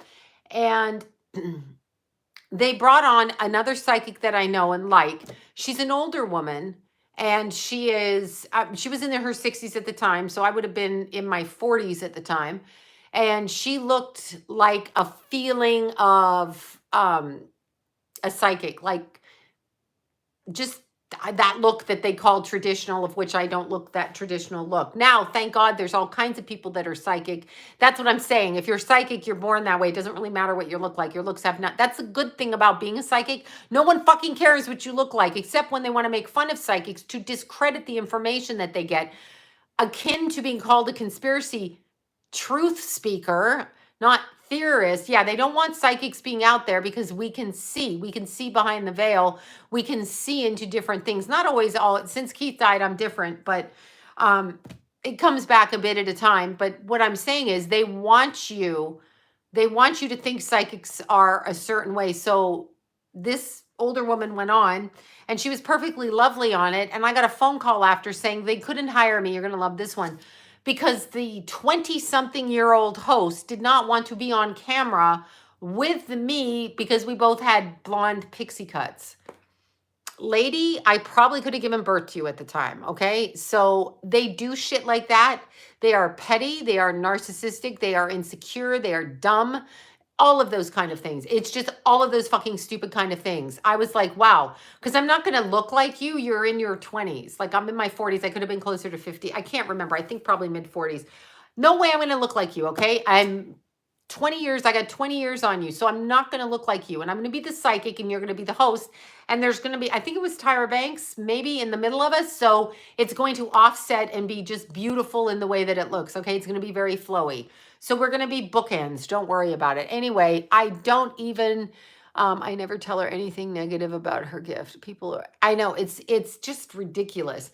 But Jimmy Kimmel did not. Their booker said, and after I never got called back again, obviously, because I literally was in that change room with one leg in and one leg out, trying to fit into probably a size 2 that I shouldn't have even been in because it wouldn't go over my knees. And I'm screaming at them, fuck you, in the change room. And I'm sure everybody's like, this lady's crazy back there. And the poor little girl, it's not her fault. She's just hired to do that, right? She's just hired to do that. So she's like, no, we're making fun of the psychics. And I'm like, oh, humiliated for bitch slapping your ass, right? Sylvia, you know what? Sylvia, back in the day, a lot, when I was pregnant with Jason, I was on a show with Sylvia back then, James Van Pog and Sylvia. And I think they're both equally psychic and good as much as you can be. I don't think anything bad. I think Sylvia was mocked quite a bit. I know James caused a lot of problem in the network because I had to hear about it from people. Miss Cleo was not a psychic. I've told you that story. She was a figurehead. She may have thrown the cards, but she actually agreed to take on the financial structure of telecom communications when the FCC shut them down. Okay, shut them down. She agreed to take financial responsibility for the company. So she lost her ability to read because she went with that company and then she died shortly after it. So she took a deal. That's what that was. But Sylvia Brown, I don't think there was anything wrong with her. That's who she was. Like, she was definitely who she was. So, she was doing that. She can be who she is. That's just who she was. I am who I am and you are who you are. So I don't think there's anything wrong with her. That's funny. Told the chubby woman to stop eating and lose weight and exercise. Edgar Casey, oh my God, come on. Edgar Casey was phenomenal, the sleeping prophet. Now, it's interesting that he was a sleeping prophet. And was his wife the secretary, or was the secretary someone else? I'm Hugh Lynn, his son, doing the herbs and stuff. But Edgar Casey was interesting because a lot of psychics, well, I'll speak for myself, I get exhausted and I can't go from reading, then I can't really go, like, I have to keep my separate life separate. So I have to read and sleep or go out and do my other stuff. My kids were used to me being in bed a lot. Clients would come and I would nap in between clients and then read, nap, read all around the clock because I could not stay awake. So, okay, his wife was the secretary. That's what I was confused. So I can see why he went into a meditative sleep state, because he couldn't even sit up and do it. I can see that. Sometimes you can't. So that makes sense to me. And I think he might have been an alcoholic too. And so that makes sense to me as well. I don't know if she was a fraud. I heard Sylvia say some real things. I know she set some stuff up, but that doesn't mean she wasn't real. She may have, you know what? I don't believe she was 100% a fraud. You may not have liked what she said, and she may have said stuff on camera that they wanted her to say, and she may have set people up on camera because that's who she was or whatever. But there were elements in truth in what she said. So I'm going to stand up and say that. Well, you know what? If you go to a psychic and they say nothing that's right, It can be the connection between the person and the psychic. You're not going to be like a clown on target all day long. You're not going to be like that. I try my best, but I'm not 100% right, and I'm never going to be. I'm not even 99. I'm not even fucking close to that. I do the best I can to take the energy and read it as authentically as I can. But I'm not God, so I'm not going to get it 100% right. And neither is whoever. Yeah, Sylvia, I don't think that she was a fraud. She may have said and done things in order to keep her career going, and that's unfortunate. Whatever, but she did it. And I'm not sure John Edwards is a fraud. He was doing a TV show. Van Prague, I have friends that swear by him that he's real. So I've not had a reading by him, and I do think that he's an officious man. But I'm not saying he's not real. I don't know if he's real or not because I personally haven't got a reading with him. So when I look at James Van Prague, I'm pretty sure he might be real. I mean, he was on a show. It's called The Other Side. I was on the show. He was on the show, and Sylvia was on the show. We were all on the show. I heard a lot of stuff backstage. I heard a lot of things. We all went on in different shows. I did see something with Sylvia that made me know that she set up what she was reading on stage and as the young medium on the show. At that particular time, she didn't want to be wrong on camera. I was terrified to go out because when I watched her, I was like, oh, fuck, I can't do that. I can't do that. And I will tell you that story. It still doesn't mean she's a fraud. It means she set it up so she wouldn't look like an asshole on camera. It's very hard to go out there and read and then be called, whatever and blah, blah, blah, right? Alison Dubois, I watched her on The Housewives, and she literally looked at that Taylor woman and somebody else, and between the two of them, she's like, your husband's going to die, when they were fucking with her. Why she was drinking backstage, I don't know. But she did that, and that one's husband committed suicide. There's a shock, committed suicide. I did a show with Michelle White Dove that she won. I don't have any thoughts on her. I wasn't on the segment that she was on. She won the entire show out of the different groups. I failed miserably on the show, but I refused to sign the contract on the show. So, of course, I didn't get anything right, supposedly. Even though people from the show became my clients, I didn't get anything right. Wink, wink. I was just filler, filler. We'll use her as filler. And they paid me, so what the hell? Yeah, I know. You can like who you want. You can like who you want. Joseph Title was on the show as well. I've heard good and bad. People have heard good and bad about me. Yeah, I don't know about that Matt Frazier. Yes, I have thoughts on the Long Island medium. I'm not going to get into them. I'm not going to bash psychics, like really. But I will tell you the one story about Sylvia, because I was pregnant with Jace. And I was way pregnant. Like my hair was taking a funny hue on camera. Anyway, we were in the green room. I was sitting next to the cookies. I've told this story. The cookies, lots and lots of cookies, because I was pregnant and I'm going to eat the fucking cookies. So I was eating the cookies. This may have actually been when I was pregnant with Keith with this one. This could have been in 94 because might have been a pregnant with 95. Pregnant with Keith. I actually think I was pregnant with Keith. I'm looking at the outfit I'm wearing and I'm remembering probably it was at NBC. Anyway, there was a green room full of people, an entire green room, 3 shows being shot in a row, 3 different psychics, right? So Sylvia was I actually didn't see her before the show. People would come up to me and they're like, what are you here to do? What are you doing? Like, who's your loved one? I'm like, no, I'm one of the psychics. So they would talk to you, and this kid came over to me, this blonde kid, and he's like, what are you here for? And I was stuffing my face with cookies. I always had a mirror so I could take the cookie pieces out of my mouth. I'm stuffing my face backstage. My ankles are swelling, blah, blah, blah. I'm wearing restrictive clothing. Poor Keith was in a girdle every time I went on camera. Not fair to the baby, okay? This is why he punched me in the back trying to come out, because he's like, get this girdle off this woman. But anyway, this kid asked me, what are you doing? And I said I was a psychic. And he was the only one in the green room that didn't take the time to actually talk like, oh my God, you're a psychic, this and that, right? So this young man, probably 20 at the time, 19 or 20, he walked away from me and never said another word. Now in the green room, Diane Cannon, or Dolores Cannon, not Diane Cannon. Dolores Cannon was a hypnotherapist, quantum healing technician metaphysician is what I would say. And I don't know much about her. I know enough, but not a lot.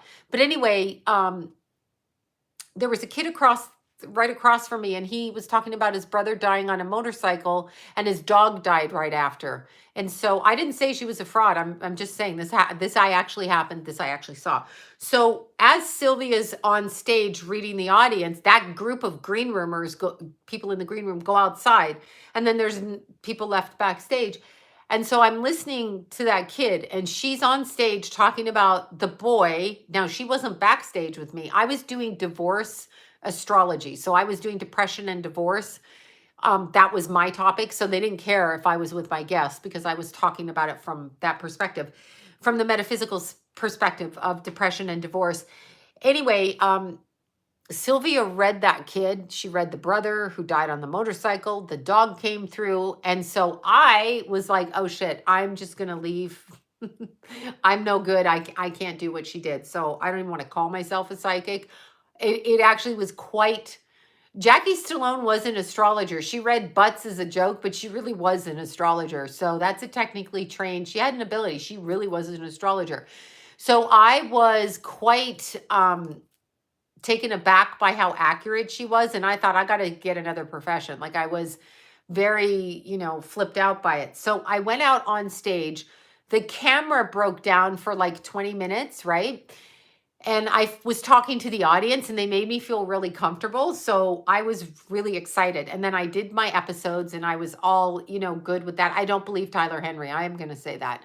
That's personal insider information from somebody who went to him, who goes to me, who went to him, and actually is a well-to-do agent. Just broke my ring there. Agent. And so I'm going to say with that, I feel like that may be something else, but I have not read with him. I don't get the feeling that, whatever. That's what she told me. She called me right out of that. She got to go to read with him and she called me right away and said, nope. Anyhow, so after the readings on this show called The Other Side, I went backstage in the green room and I was happy. And so it was time for me to get paid. Plus I had my clothing in the change room back there. So I went to pick up my bag. Obviously I wasn't going to take it on stage. Producer was there and I watched Sylvia come in with the young blonde man who was in the green room and had asked me what I was there for, like who died, and had heard the boy's story with the motorcycle. And that was her son at the time. And that I witnessed. So I'm assuming that he gave her information from behind from backstage. That does not mean she's fake. It means she was covering her ass going out on that show because they are relentless with you. So she was trying to really build her career. At the time, I didn't care because I was like, whatever, that's interesting. And I left. I have still heard a lot of my clients that got accurate information from her. So performing and really doing readings are two different things. That's all I'm going to say. So there's maybe a performance and okay, I got certified in quantum physics, right? You're talking about whatever. I forget what you're talking about. Dolores Cannon. I'm like, yeah, she quantum physics. Yeah, I feel like Sylvia was real. I feel like she just didn't want to be made fun of or marked on camera.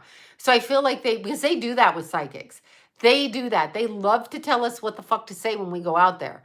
They love to do that. You can't do that. And we're not going to be perfect all the time. We're not going to be that way. And her book seemed accurate. I don't know about the garden gnomes, but the rest of it did. Thank you so much. Thank you. Thank you for the super chat. Yeah, Dolores, she's on point with what she's saying.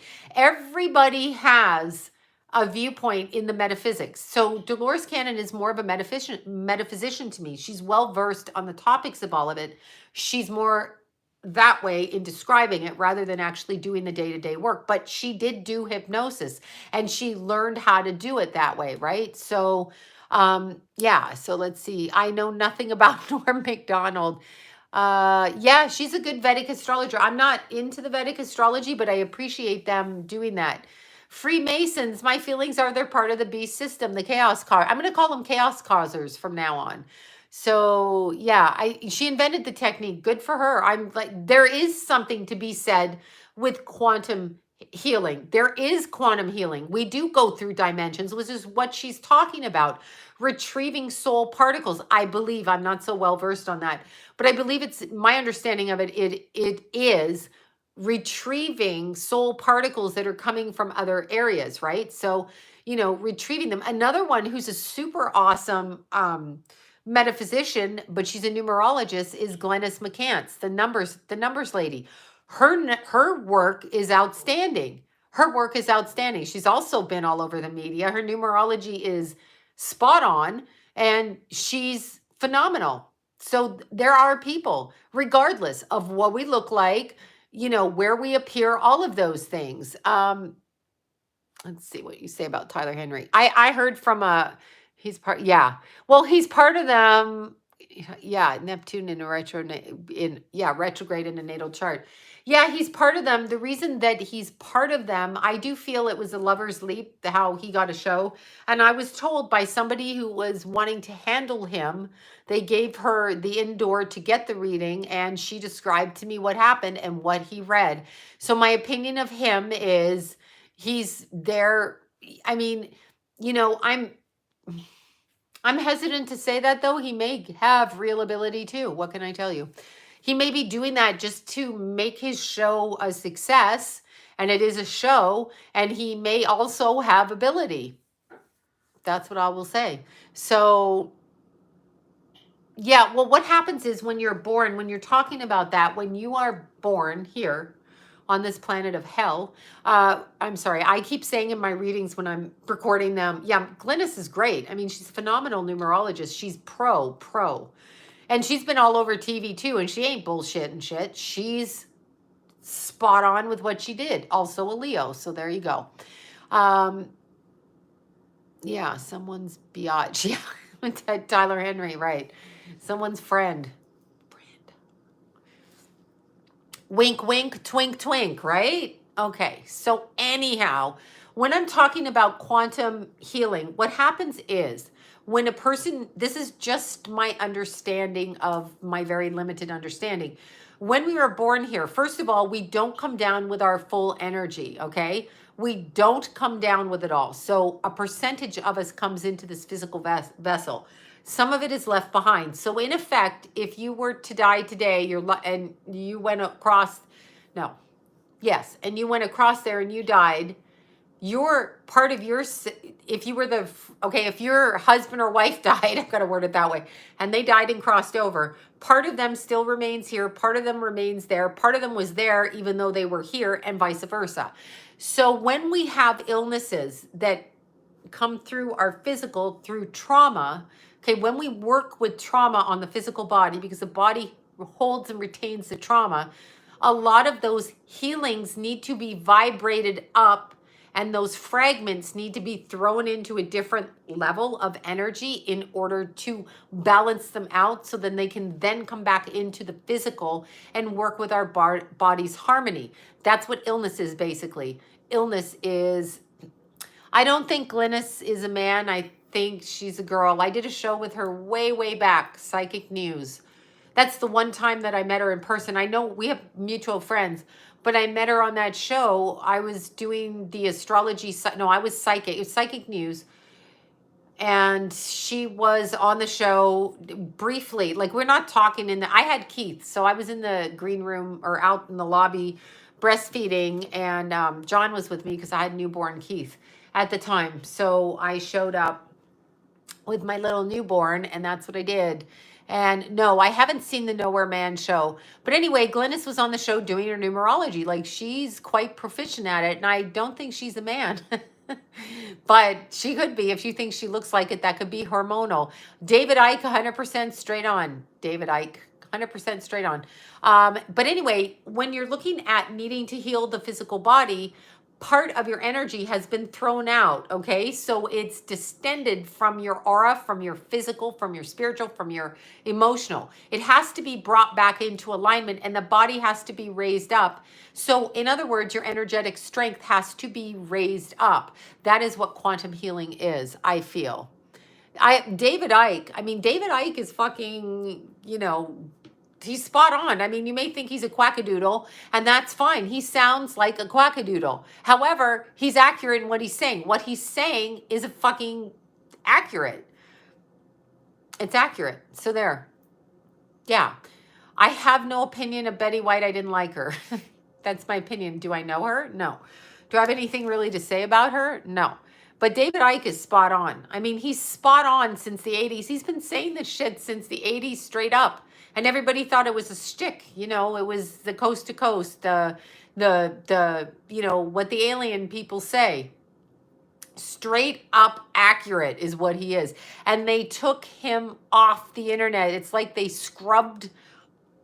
popped his it and they scrubbed it clean off the internet.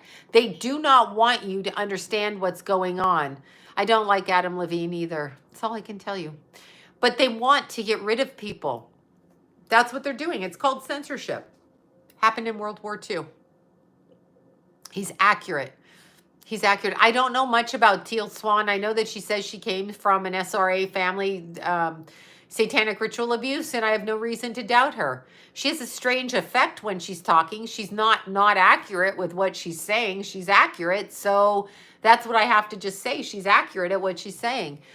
She's very accurate. What do you think about DNA and shift? Tallulah Bankhead. Yeah, Tallulah Bankhead seemed kind of masculine to me. Jesse Ventura, not sure. He said truthful stuff too. People have said truthful stuff. They've definitely said truthful things. And a couple of times a year. Yeah, I know she said it. That's what I don't like. She said she drank the book. Now listen, why would you even as a joke say, how do people, it's just fucking sickening. Shut the fuck up with this. How do you stay so young? This is Betty White I'm quoting. This is not what I'm saying. Betty White at 95 said, I stay so young by drinking, and I quote, drinking the blood of virgins, which is getting harder and harder to find. So let's just break that sentence down. Virgins, okay? Virgins. What are virgins? Virgins are people who haven't had sex. So if it's, hi, Bobby, if it's getting harder and harder to find virgins, it means you have to go younger and younger, right? So there you go. There's your Chrome drink. So Betty White, she's the one that said that, okay? Hi, Deborah. How are you? There's Bobby. Bobby, I told him about Robert Durst earlier, what you called and told me. So Betty White said shit like that. I don't think that's funny. Like, old lady, what are you talking about? Why are you talking about drinking the blood of virgins? Like, really? Aren't you old enough to know better not to be an a-hole and say shit like that, even if you think it's funny? Because it's not fucking funny. And that goes for Ryan Reynolds, who's on the gigs with her, who calls her a demon. Literally says she's a demon. Do you hear that? So she chose her time of leaving, and she was 90 fucking 9. So there's that. Oh, of course. Ronald Reagan was, you know, whatever. Yeah, Jason knows his abilities. Absolutely. I know. Poor Bobby. Bobby's getting better, but Jesus. I don't know. I don't know if Teal Swan's accurate or not or what, or, you know, but she says truth. So why she's saying it, whether her background is true or not, I'm going to have to, you know, I don't know much about her, but I'm going to believe what she says. You know, if she's ritually a blue... Please do. David Bowie. Blah. Doreen Virtue. Yeah, I don't know what to say about Doreen Virtue. Maybe that's really how she feels. And she's entitled to feel the way that she wants. And if she wants to say that, yeah, gene editing, don't edit my fucking genes. My children were beautiful. My genes are good. My genes mixed with their fathers were great. I have beautiful, tall, Viking children, okay? Like, nothing about our genes needs to be changed. Perhaps our potty mouth, but that's it. When they talk about editing genes, they're talking about editing out gayness, editing out defiance, editing out all kinds of things. That's what they're talking about. They're not talking about doing it for your good. They're talking about doing it in order to comply. I'm sure Ronald Reagan was. Ronald Reagan, you know, I don't know what to say. Ronald Reagan, I don't need anyone editing my genes. My children were beautiful. My Keithy was 6'4" and stunning. My Jason is almost 6'3" and stunning, okay? So I don't need it. They're both smart. No. You don't need to edit human being genes. What they're trying to do is to control the human beings. That's what they're trying to do. Anyway, Ryan Reynolds is one of them because he did that commercial where he's calling Betty White a demon. It's not funny. What are you doing? What are you doing? Anyway, so I don't know what happened to Marilyn Monroe's baby. And I am beginning to believe that Pastor Bob is Elvis. So Bobby, who sent me his singing and has told me, I'm believing Pastor Bob is Elvis. I've never been able to pick up on I say Pastor Bob's energy, Elvis's energy. So I believe that. Yeah. Oh my God. I know. Gene editing. Shut the fuck up. You don't get to create my genes. Yes. You don't get to create my genes. My genes are perfect. Your genes are perfect. Our genes are the way they are. They make us feel bad about ourselves. And then they put people on TV that make you feel worse. But if you actually look at them, I might remind you, John Legend was on the cover of People magazine as the sexiest man alive. When I see that, I'm like, you people lie. So they tell Elvis walked out as God touched him. There you go. No, Pastor Bob is alive. Yes, I said it backwards. I said I've never been able to pick up on Elvis. But then I said it, Pastor Bob. Yes. Yes, David Bowie, of course. Exactly. They want to take us and they want to cull our energy, for lack of a better word. So I don't want them doing that. All right, you guys. Oh my God. I know you, some of you just got his great music. Yeah. And Bobby sent me his CD. Love Tammy Faye Baker. You know that. I think she was ahead of her time with all the snuffleupagus eyelashes that everybody wears. Why are you women shoving these eyelashes here like snuffleupagus? That was Tammy Faye Baker, and she got mocked relentlessly with her gay-ass husband out there screwing men all over the place, driving her crazy. Crazy. Thanks, Jim Baker, for those old enough to remember. Yeah, Linda Lovelace, I don't know much about. I know she was in porn and she did Deep Throat, but I never watched it and I don't really know what happened to her. I'll have to research that one. Yeah, Tammy Faye, I always felt really bad for her. Like she was literally targeted and abused. Absolutely horrible. Just horrible what they did to her. And thanks, Bobby, Cato. It's actually, I know, and Lucas. It's terrible what they did to Tammy Faye Baker. Horrible. Just, and all these preachers that cry when they get caught. Jim Baker, I'm sorry. Shut up. You did it on purpose and you still fucking man, you weirdo. Because he was saying he wasn't. And then he was saying that he found God again. No, you didn't.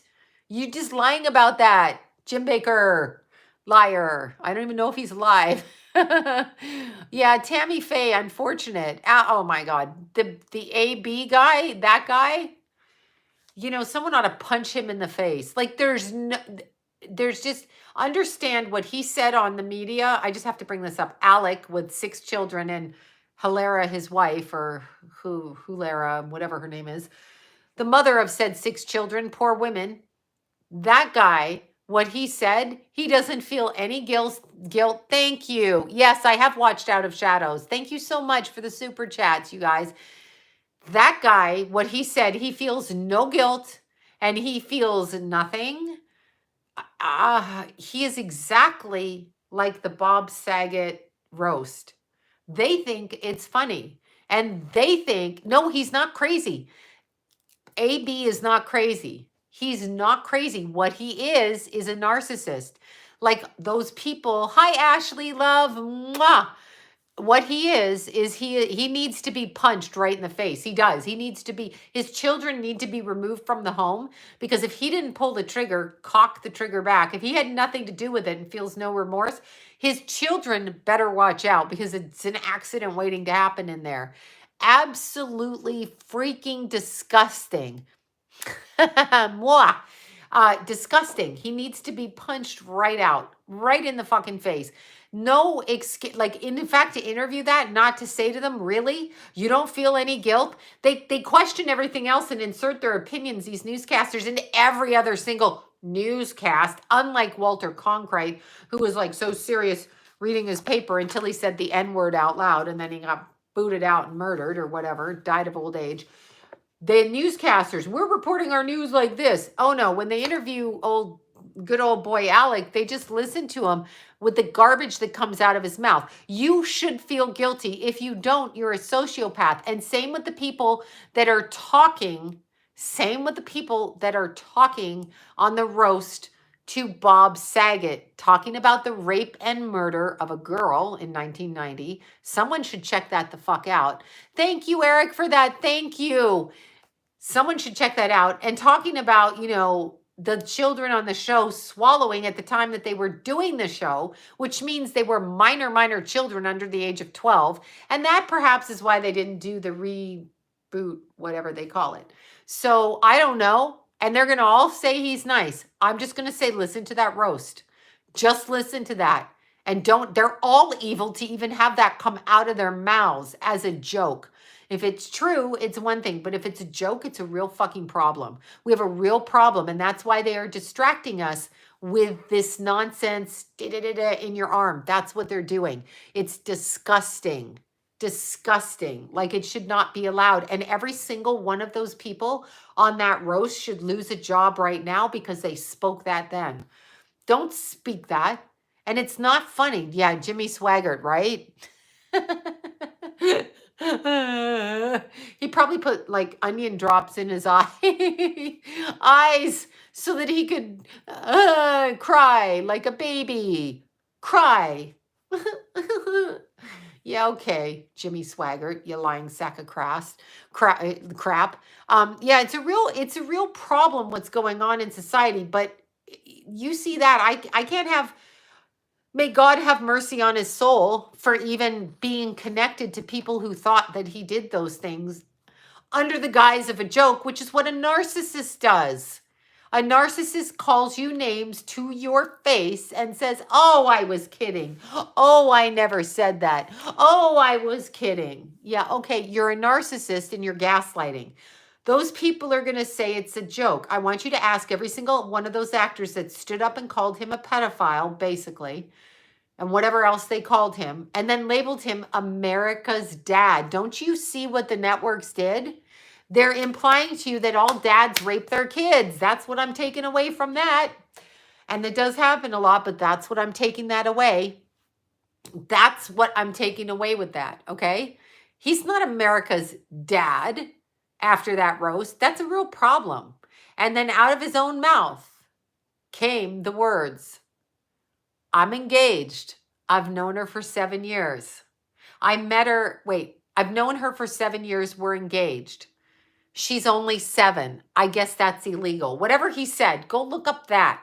The fact that he thought that was funny, the fact that he went around the country selling tickets and idiot morons paid him and gave him a fancy life while they're struggling in their own life is fucked up. Is fucked up. And then we know we can't trust what he says because he's like, hey, do this. Yes, I said it. I've been talking about it all night. I just can't. I'm sure Dick Van Dyke was sold out, of course. Not going to get where he is. I stand for truckers. Yeah, on the truckers. Exactly. But I mean, that came out of his mouth. I'm going to draw a conclusion. I met the man, as I said, briefly to do a reading on another show. And the only conclusion I can get is, at his age at that time, the fact that he had to marry somebody younger when his life was like you're 60 or whatever he was at the time, I think to myself, fuck you, right? That's what I think. However, it's not against the law to marry somebody 20 years younger, 25, whatever, when you're that age. All right. So I don't like that. That immediately makes me think you're immature and can't date people your own age. Just saying. But he could have fallen in love with her. So I'm not going to judge that. That was the only thing that I picked up. And the fact that he very much had jokey kind of personality, but he was a comedian. Google the roast.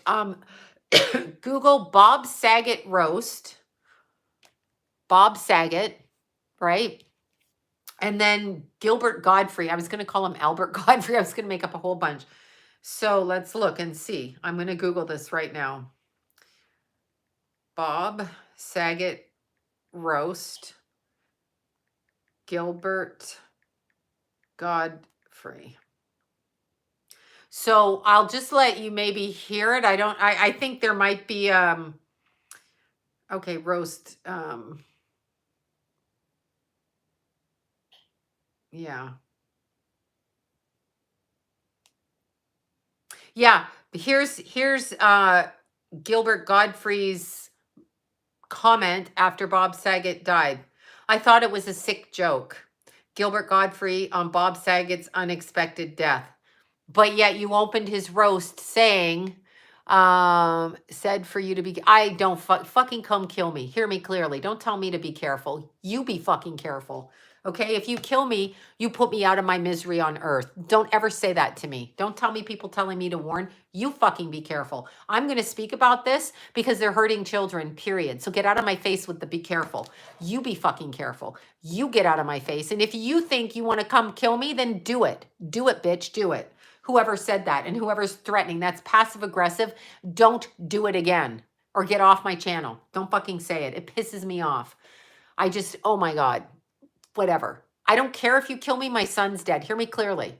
So once you've had a child die, you cannot threaten me or intimidate me. I am not afraid. And if I end up dead, you'll know why I ended up dead. Okay, so it'll be very obvious why I ended up dead, and everybody else will be happy. They'll get their whatever you get in your inheritance. Everybody will be fucking happy. So it's a win-win around. So come fucking do it and shut the fuck up with the be careful. And somebody said you should be careful. Somebody said that's intimidation. Don't do that to me, right? Don't do that. Don't do it. Suck my dick. All right, enough. That really triggers me when people say that. That's how they get you to be cowards. They get you to be cowards by making you afraid to die. If you're afraid to die, then you don't believe there's a God. If you don't believe there's a God, then you're fucking afraid to die. I happen to think we go to somewhere better. So I'm all for it. I'm only going to live to be whatever anyway. And who cares? So keep it to yourself. Oh my God, I get so triggered with that. Stop triggering me with that shit. It pisses me right the fuck off. It's passive aggressive and it's a backhanded threat. And if you want to come to my house and do something like that, understand that I'm armed. So if you threaten me in public or anywhere else, I am armed and I will fuck you up. So don't bother. If you think you can get me, come fucking do it. Okay? Do it. All right. So there you go. And by the way, they're going to have to kill every other person on the internet. I'm going off because somebody's telling me whatever the fuck they told me.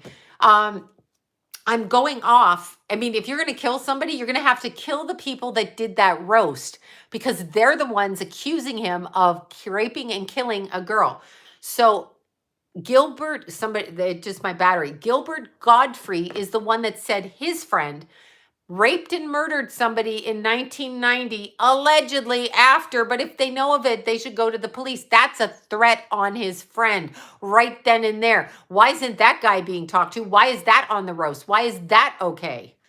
Google it yourself, but it's right there. It's literally Gilbert Godfrey. Bob Saget's legendary roast proved how much comedians loved him.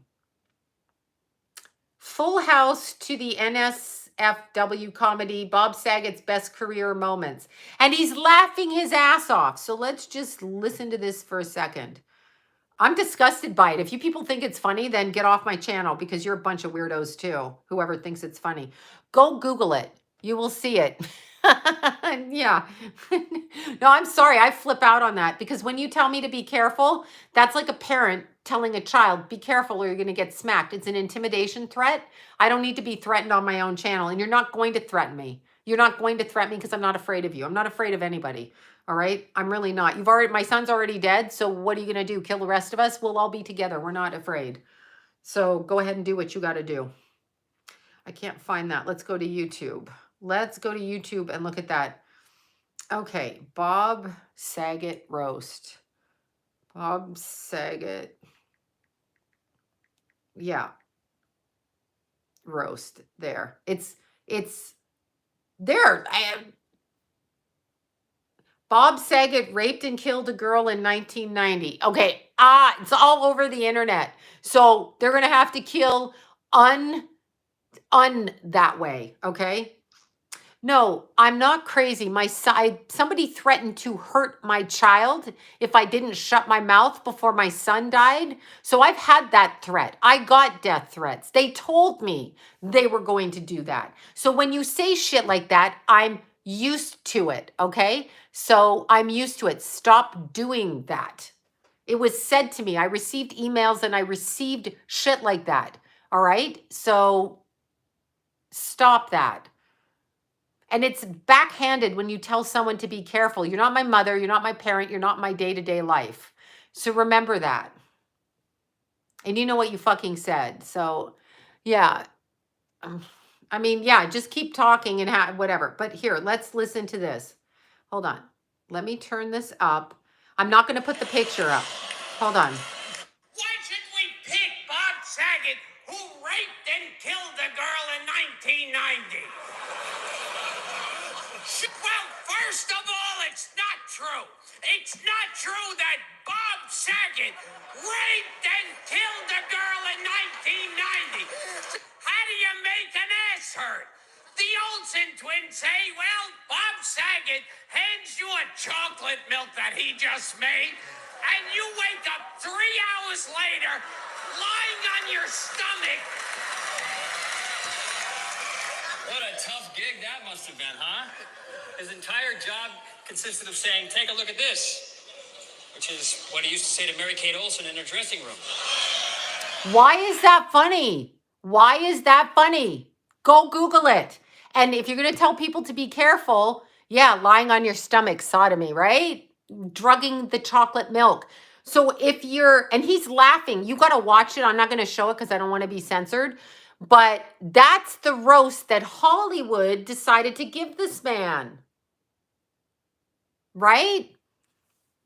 Right. Is it a parody? I don't think it's funny. He might be joking. Do you think that that's a joke? Is that a joke saying that Mary Kate was drugged and raped and woke up on her stomach? Is that a joke? It's not a joke. They're children. It's not a joke. It's not a joke, right? It's not a joke. So you have to understand they're trying to make us get comfortable with that. And again, I don't know what he did or didn't do, but you actually have to understand that that's not a joke. It's not funny. It's not funny. He kept saying he raped and killed a girl, hidden in plain sight. It's not funny. I know what they do. It's not funny. Do I know if he did that? No, I don't. It's not a joke. Okay? It's not a joke. So you guys know that. It's a roast. Oh, of course, it's a roast. They're blackmailing him. They're saying it out loud. He knows what he did. Only he knows what he did. That's a form of narcissistic abuse in a room when somebody can trigger you. It's like a dog whistle, okay? You and them know it, whatever it is. No, it's not funny. You heard that. Anybody who has a child, that's not funny. If you have a dog whistle in a room, only the dogs can hear it. You know how they have a whistle and they're like old people can't hear it? I get so triggered when people tell me to be careful.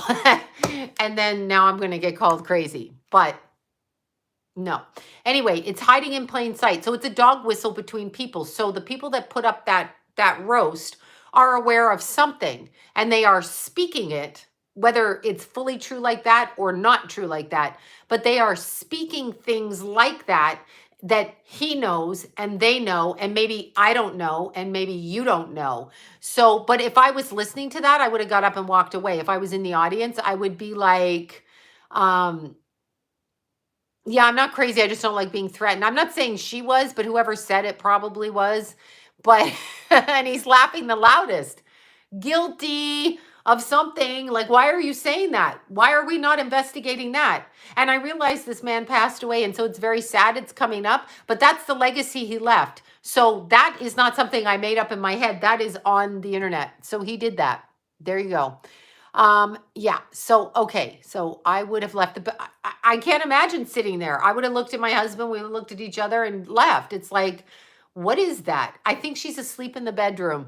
I think she's asleep in the bedroom, right? So yeah, they do it to cover jokes. Think of a narcissist. Think of what a narcissist does. A narcissist will say, oh my God, you look like a clown. Okay. So it's said with a smile and jest, and people in the room don't know what's being said. The person who they're insulting knows what it is. So yeah, roasts are always bad, but why? Why are they bringing up everything was pedo jokes in that? What's that about? Yes, he was on the island. What is that about? What is the pedophile jokes about?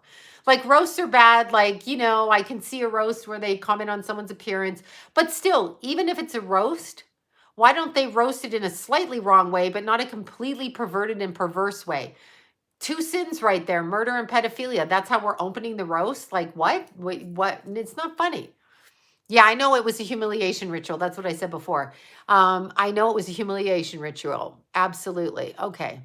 How can grown? I know about the co-stars on there. He drugged their chocolate milk. That's John Stamos saying that. And they woke up 3 hours later on their bellies. They were babies on the show and they were supposed to be his daughters. Why is that even in the roast? What? Oh my God. Anyway, that's the end of it. I am now going, yeah, it's predictable. It's not funny. If you're a mother, it's not funny. If you're a father, you probably want to punch them in the face for saying it. Every single one of them who spoke on that roast should actually be investigated for what the fuck they do or where that came. Oh, I know. I knew someone who dated him. I know. I get it. Anyway, all right, you guys. Yeah, it's not funny and you don't have children. Exactly. All right, you guys, thank you for listening. And yeah, they're whack jobs. It's weird. Okay, Sloan, there's a video of Olsen twins singing about pizza and putting whipped cream on the pizza.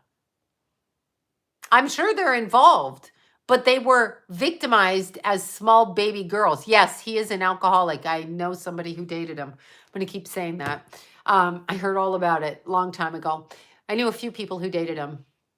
But yeah, I don't know if he's clean or not because he's in the in-between. So that's all but then he just died. So we're not always popping right over right away. There's other things that go on. It's very layered dimensionally. So yeah, exactly. So what I'm going to say, I'm going to sign off now before I get called any more crazier. But I just thought I'd let you listen to that because that's straight up coming off of, I didn't say it. Okay, bye you guys. Mwah. Thank you all. Bye.